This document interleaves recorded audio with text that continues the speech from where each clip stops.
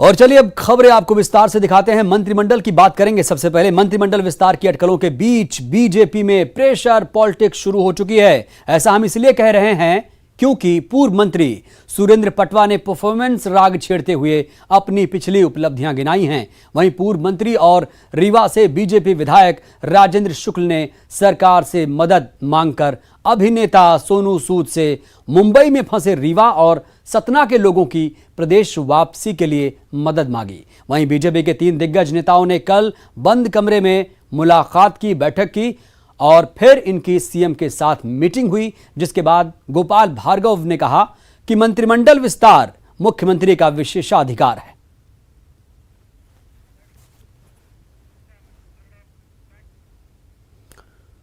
पूर्व मंत्री राजेंद्र शुक्ला के अभिनेता सोनू सूद से रीवा सतना के मुंबई में फंसे लोगों को मुंबई से प्रदेश वापस भेजने की मदद मांगने पर सियासी बवाल मच गया। कांग्रेस ने इसको लेकर बीजेपी सरकार पर निशाना साधा। कांग्रेस ने कहा कि बीजेपी विधायक को अपनी ही सरकार पर विश्वास नहीं है और राजेंद्र शुक्ला ने कड़वी सच्चाई उजागर की। कांग्रेस ने सभी फंसे लोगों को प्रदेश वापसी के सरकार के दावे को खोखला बताया। इधर इस मामले में न्यूज 18 से राजेंद्र शुक्ल ने बातचीत की और कहा कि प्रदेश सरकार 5 लाख मजदूरों के लिए मदद की है, उनको लेकर आई है। मुंबई में रीवा के 150 मजदूर फंसे हैं। ट्रेन चलाने के लिए 1200 मजदूर चाहिए। मुंबई बस भेजते तो 3 दिन लगते, इसलिए सोनू सूद से मदद मांगी। जब हम लगातार कह रहे थे कि इन्होंने आपदा में अवसर समझ के मध्य प्रदेश में अब प्रवासी मजदूरों के नाम पे बड़ा घोटाला करने का काम किया है। लगातार सरकार कह रही कि हम एक मजदूर को लेके आने का काम किया है, जबकि वहीं पूर्व मंत्री राजेंद्र शुक्ल जिन्होंने कल ट्वीट करा, वहां के सांसद ने ट्वीट करा कि सोनू सूद जी हमारे क्षेत्र के लोग फंसे हुए हैं, उन्हें भेजने में। फिल्म अभिनेता सोनू सूद के प्रवासी मजदूरों की मदद को लेकर जो सराहना है वो चारों तरफ हो रही है और अब मध्य प्रदेश के जो राजनेता हैं उन्होंने भी फिल्म अभिनेता सोनू सूद से मदद मांगी और इसको लेकर मध्य प्रदेश में इस मदद को लेकर बवाल खड़ा हो गया। इस वक्त हमारे साथ रीवा से भाजपा विधायक राजेंद्र शुक्ला। 19 जानते सर, ट्विटर पर आपने मदद मांगी है फिल्म अभिनेता सोनू सूद से, कहा कि हमारे यहाँ के भी कुछ मजदूर हैं जो मुंबई में फंसे, इनको मदद दीजिए। इसको लेकर अब मध्य प्रदेश की राजनीति में देखा जाए पक्ष विपक्ष लगातार हंगामा कर रहा है इस बात को लेकर। नहीं, मुझे समझ में नहीं आ रहा है कि कांग्रेस के लोगों को क्यों तकलीफ हो रही है। यदि बम्बई के ऐसे 100-150 लोग जो मदद चाहते हैं और हालांकि मध्य प्रदेश की सरकार ने 5 लाख से ज़्यादा प्रवासी मजदूरों को मध्य प्रदेश में लाने का ऐतिहासिक काम किया है। हमारे रीवा में विंध्य के लोगों को ही पिछले 25 दिनों में 45 श्रमिक ट्रेनें और 1500 बसों के माध्यम से उनको रीवा में लाने में हम लोगों ने सफलता प्राप्त की है। मैं मुख्यमंत्री शिवराज सिंह चौहान जी को धन्यवाद देता हूं इसके लिए। लेकिन इसके बावजूद कुछ लोग जरूर मुंबई में रह गए थे, वो करीब 100-150 की संख्या में और 150 लोगों को लाने के लिए ट्रेन का अरेंजमेंट नहीं हो सकता, क्योंकि उसके लिए मिनिमम संख्या की आवश्यकता होती है 1200 लोग जहाँ हो जाते हैं वहाँ पे श्रमिक ट्रेन चलाने का मार्ग खुल जाता है। तो दूसरा ऑप्शन हमारे पास ये था कि भोपाल से हम बस भेजें और उनको जाके। बात करेंगे अब परफॉर्मेंस राग की। जी हां, मंत्रिमंडल विस्तार की अटकलों के बीच बीजेपी में परफॉर्मेंस राग छिड़ गया है। पूर्व मंत्री सुरेंद्र पटवा ने बड़ा बयान देते हुए परफॉर्मेंस का मुद्दा छेड़ दिया है। उन्होंने कहा कि मंत्रिमंडल में विधायक की परफॉर्मेंस जनता का मैंडेट होता है। पटवा ने पिछली सरकार के दौरान अपनी उपलब्धियां गिनाई।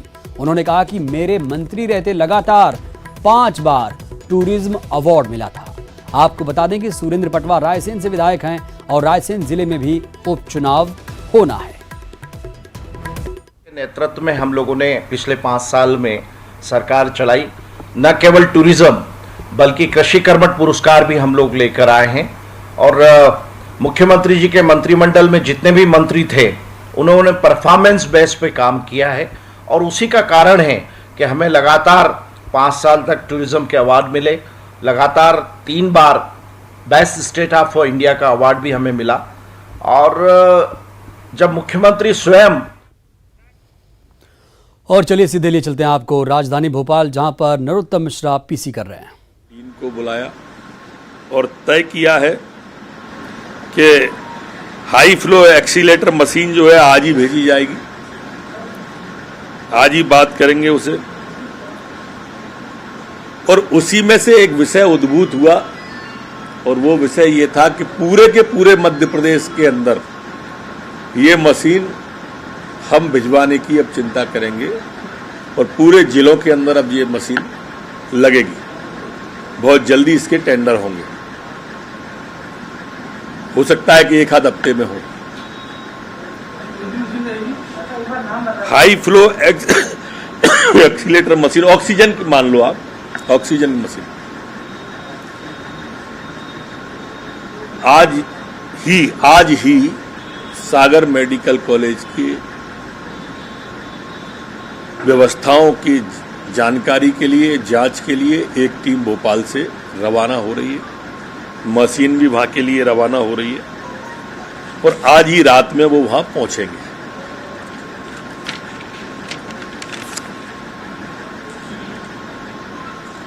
एक बात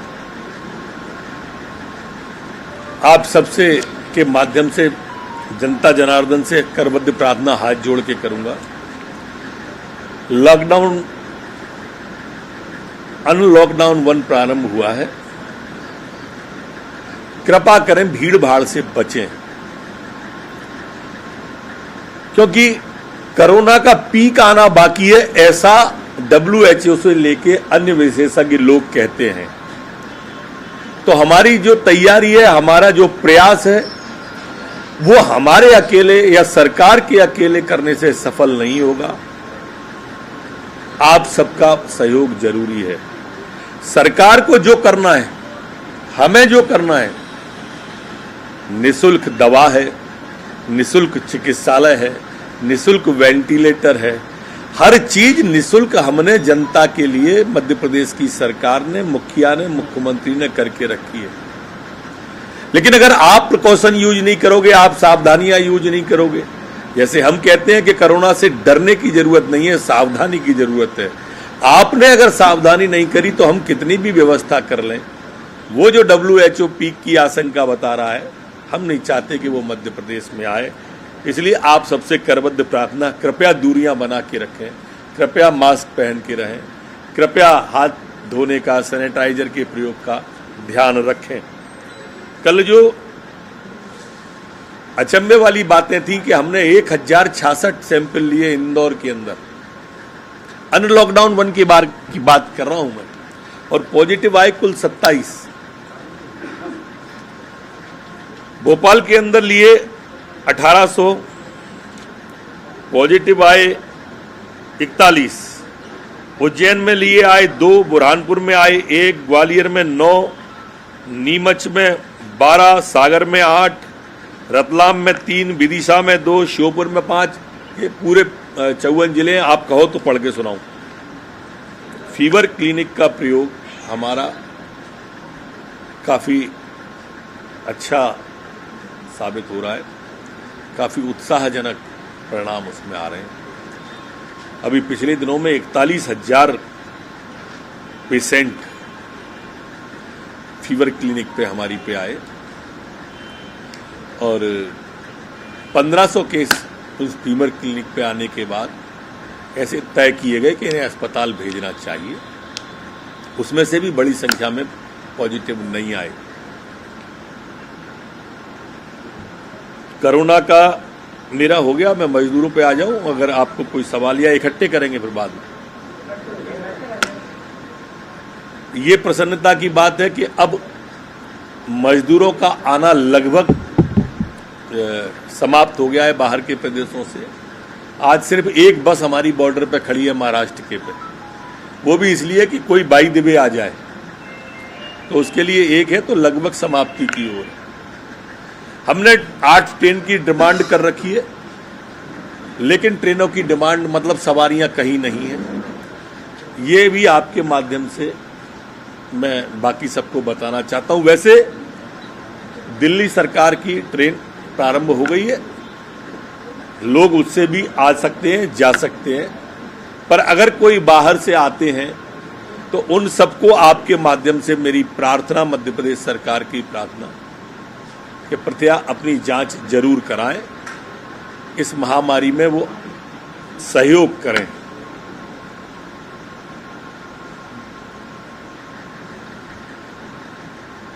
एक गेहूं पे आ रहा हूं मैं, 1,25,25,000 मैट्रिक टन का प्रोक्योरमेंट खरीदी गेहूं की हो गई है।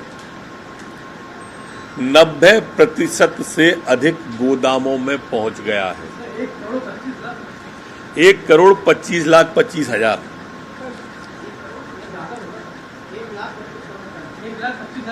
यस, आप सही हैं। हाँ, धन्यवाद। तो ये गोदामों में पहुंच गया है,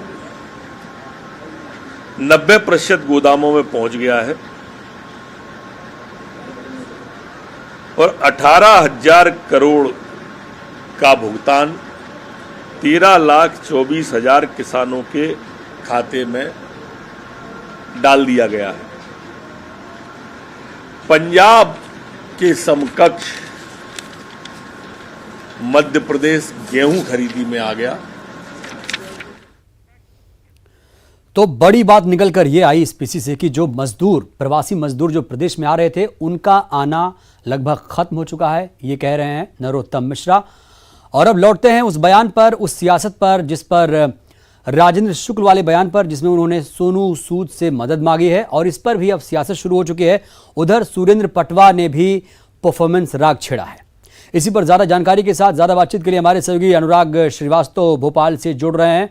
अनुराग, अब वीडी शर्मा ने कहा है कि मंत्रिमंडल का विस्तार जल्द होगा, लेकिन अब जो सुरेंद्र पटवा हैं उन्होंने परफॉर्मेंस राग छेड़ दिया है और ऐसे बहुत सारे पूर्व मंत्री होंगे जो इस तरह की बातें कर सकते हैं मंत्रिमंडल में आने के लिए। क्या ये बीजेपी में प्रेशर पॉलिटिक्स तो नहीं?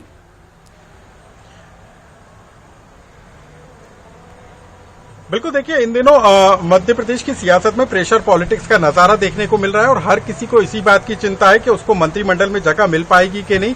और इसी के चलते कल पूर्व मंत्री, जो 3 पूर्व मंत्री हैं, उन्होंने सीएम शिवराज से मुलाकात भी की थी। उसमें पूर्व नेता प्रतिपक्ष गोपाल भार्गव थे, विजय शाह थे और गौरीशंकर बिसेन, उन्होंने मुख्यमंत्री शिवराज सिंह चौहान से मुलाकात की थी और इसको भी प्रेशर पॉलिटिक्स से जोड़कर देखा जा रहा है। लेकिन हर कोई इस समय अपनी उपस्थिति दर्ज कराना चाहता है ताकि वो सत्ता और संगठन को ये बताने का काम कर सके कि वो भी जो मंत्रिमंडल के विस्तार की कतार है उसमें वो भी मौजूद है और उसकी अनदेखी ना की जाए। शायद यही कारण है कि सुरेंद्र पटवा हैं वो इस बात का हवाला दे रहे हैं कि मंत्रियों के परफॉर्मेंस की रिपोर्ट को देखना चाहिए। जो पूर्व मंत्री थे उनका कामकाज कैसा था और उनको मौका दिया जाता है तो निश्चित तौर पर सरकार बेहतर तरीके से काम कर पाएगी। तो दूसरी तरफ पूर्व मंत्री राजेंद्र शुक्ल ने भी मजदूरों को लेकर अपनी ही पार्टी को मुश्किल में जरूर खड़ा कर दिया है। लेकिन सबसे बड़ी बात है कि कांग्रेस को बैठे बिठाए नए मुद्दे मिलते हुए जरूर नजर आ रहे हैं और यही कारण है कि कांग्रेस अब बीजेपी को मजदूरों के नाम पर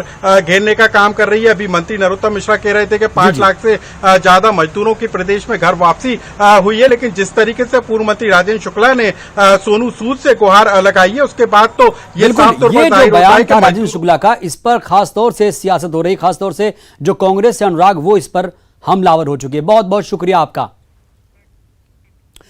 और अब बात एक बड़े बयान की। कमलनाथ बड़े नेता होंगे लेकिन वो पब्लिक लीडर नहीं है। जब वो मुख्यमंत्री थे तब भी वो वल्लभ भवन और छिंदवाड़ा के बारे में ही सोचते थे। यह कहना है एमपी बीजेपी के अध्यक्ष वीडी शर्मा का।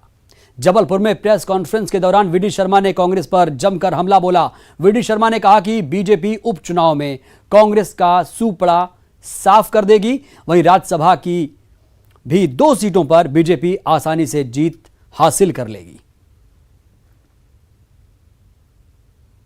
कांग्रेस के पास क्या बचा है, आप मुझे ये बताइए। कांग्रेस की आज की स्थिति क्या है? कांग्रेस में कौन नेता बचा है? कांग्रेस में वही नेता बचे। कमलनाथ जी तो देखो, बुरा मत मानना, और मैं वो बड़े नेता हैं, मैं उनका बड़ा सम्मान करता हूं, लेकिन वो पब्लिक के नेता नहीं हैं। वो मुख्यमंत्री थे तब भी वो केवल वल्लभ भवन या छिंदवाड़ा, इसके अलावा नहीं सोचते थे। तो उन्हीं कमलनाथ जी ने कहा है कि मुझे दिग्विजय सिंह ने धोखा दे दिया। तो आप कहां चक्कर में हो? अभी जो आंकड़ा, इधर पूर्व मुख्यमंत्री कमलनाथ का एक वीडियो सामने आया जिसमें वो शायराना अंदाज में बोलते हुए नजर आ रहे हैं कि तुम मुझे कब तक रोकोगे। सोशल मीडिया पर अब ये धमाकेदार वीडियो खूब वायरल हो रहा है। ये वीडियो कमलनाथ की PR एजेंसी ने जारी किया है जिसमें कमलनाथ सुर्खियां बटोर रहे हैं। और अब क्योंकि मेरी सरकार नहीं रहा है और मैं कहूं कि मैं कम समय दूंगा, अब तो मैं और ज्यादा समय दूंगा। मैं पत्थर पर लिखी इबारत हूं, शीशे से कब तक तोड़ोगे, मिटने वाला मैं नाम नहीं। बढ़ते आगे, उपचुनाव से पहले सागर संभाग के कमिश्नर भी बदल दिए गए। जी हां, सागर संभाग के कमिश्नर का तबादला कर दिया गया। अजय सिंह गंगवार को मंत्रालय में सचिव बनाया गया है। जनक कुमार जैन सागर संभाग के नए कमिश्नर होंगे। बड़ी खबर आप तक पहुंचा रहे हैं, सागर संभाग के कमिश्नर का तबादला हो चुका है। वक्त एक छोटे से ब्रेक का।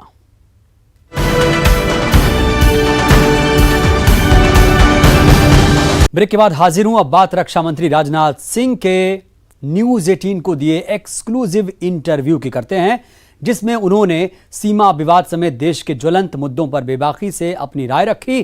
पड़ोसी पाकिस्तान को लेकर रक्षा मंत्री राजनाथ सिंह ने कहा, पाकिस्तान अपनी हरकतों से बाज नहीं आता है और इसीलिए भारतीय सेना पाकिस्तान को जवाब देती है, मुंहतोड़ जवाब देती है। न्यूज 18 नेटवर्क के मैनेजिंग एडिटर अमीश देवगन ने रक्षा मंत्री राजनाथ सिंह से खास बातचीत की।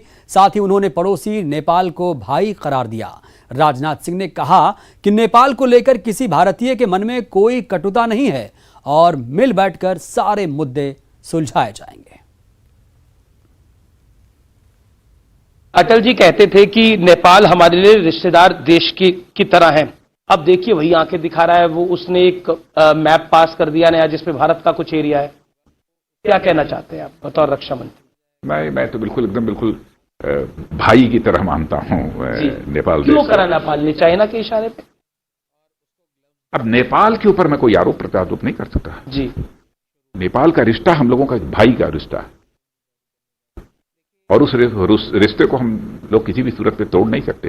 ठीक है, कभी कभी भाइयों के बीच कोई ना इत्तफाकी यदि पैदा हो जाती है तो मिल बैठकर उसका समाधान निकालेंगे। क्या नेपाल और चाइना दोनों के रवैये से दुखी हैं, जिस तरह से जो रवैया दिखाया गया? चलिए नेपाल की मैं सिर्फ बात करता हूं, आप उसको भाई बोल रहे हैं, जो रवैया दिखा रहे हैं नेपाल, क्या उससे दुखी है? क्योंकि जब से वहां पर हमने रॉयल फैमिली का असैसिनेशन देखा, उसके बाद वहां से सिचुएशन बहुत बदली है नेपाल। अरे परिवार में भी दो भाइयों के बीच कभी जो है तू हो जाती है, तू मैं, उसमें कौन सी बड़ी बात है? तो आप कह रहे सुलझ जाएगा मामला? बिल्कुल सुलझेगा, मिल बैठकर उसको सुलझाएंगे नेपाल के साथ। नेपाल को लेकर किसी भी भारतवासी के मन में किसी भी प्रकार की कोई कटुता नहीं पैदा हो सकती। और मैं नेपाल के बारे में भी जानता हूं, नेपाल में भी बहुत बड़ी ऐसी पॉपुलेशन है कि सब दोनों देशों का एक दूसरे के साथ भावनात्मक रिश्ता है। तो आज रात 8 बजे देखिए रक्षा मंत्री राजनाथ सिंह का सबसे धाकड़ इंटरव्यू सिर्फ यहीं पर न्यूज 18 मध्य प्रदेश छत्तीसगढ़ पर। और एक अहम खबर की बात करेंगे निसर्ग चक्रवाती तूफान के, जिसकी वजह से मुंबई समेत पूरे पश्चिम भारत में तेज हवाओं और भारी बारिश की चेतावनी मौसम विभाग ने जारी कर दी। इंदौर, उज्जैन संभाग में भी जोरदार बारिश हो सकती है, इसलिए कमिश्नर आकाश त्रिपाठी ने सभी जिला कलेक्टर्स को सचेत रहने के निर्देश दिए हैं। ये सिस्टम इमीडिएटली मतलब सीवियर साइक्लोनिक स्टॉर्म करके हीट हुआ था, अभी ये साइक्लोनिक स्टॉर्म बन जाएगा अगले 6 घंटों में। और उसके बाद में इसका इफेक्ट सिर्फ मध्य महाराष्ट्र और उसके बाद में एमपी में रहेगा। मानसून का बोलेंगे तो जब तक ये सिस्टम पूरी तरह से खत्म नहीं। और ज्यादा जानकारी के साथ हमारे सहयोगी अरुण त्रिवेदी इंदौर से जुड़ रहे हैं। अरुण, खबर यह भी है कि इंदौर, उज्जैन संभाग में भी जोरदार बारिश हो सकती है। बिल्कुल, देखिए गुजरात और महाराष्ट्र के बाद खरगोन और बड़वानी के रास्ते निसर्ग तूफान अब इंदौर संभाग में प्रवेश कर गया है और यहाँ पर भी बारिश शुरू हो गई है। हल्की हल्की यहाँ पर बारिश हो रही है, लेकिन तूफान का जो असर है वो कल ज़्यादा दिखाई देगा। 60 से 70 किलोमीटर की रफ्तार से यहाँ पर हवाएं चलेगी, साथ ही बिजली गिरने की भी संभावना है। तेज बारिश की भी चेतावनी दी गई है। सभी जिला कलेक्टरों को अलर्ट रहने के निर्देश दिए गए, आपदा प्रबंधन को भी अलर्ट रहने के निर्देश दिए हैं। साथ ही जो गांव हैं उनमें मुनादी करने को कहा गया है और जी। सोशल मीडिया और लाउड स्पीकर के जरिए लोगों को जागरूक करने की बात कही जा रही है। साथ ही अभी गेहूं और चने की खरीदी हो रही है, ये भी खुले में पड़े हुए, इनको तिरपाल से ढकने या वेयर हाउस में पहुंचाने के निर्देश भी दिए गए हैं। पूरी तरह से सतर्क रहने की बात कही है। खासतौर से कल 11 से 2 बजे के बीच इंदौर में तूफान पहुंचेगा। इस दौरान चलिए, लोगों को तो ऐसी घरों में आशंका है, ऐसा ना हो तो बेहतर है। बहुत बहुत शुक्रिया अरुण आपका तमाम अपडेट देने के लिए। अब बात करेंगे मानसून की। मानसून की दस्तक नजदीक है, कई जिलों में बौछारें पड़ने लगी हैं।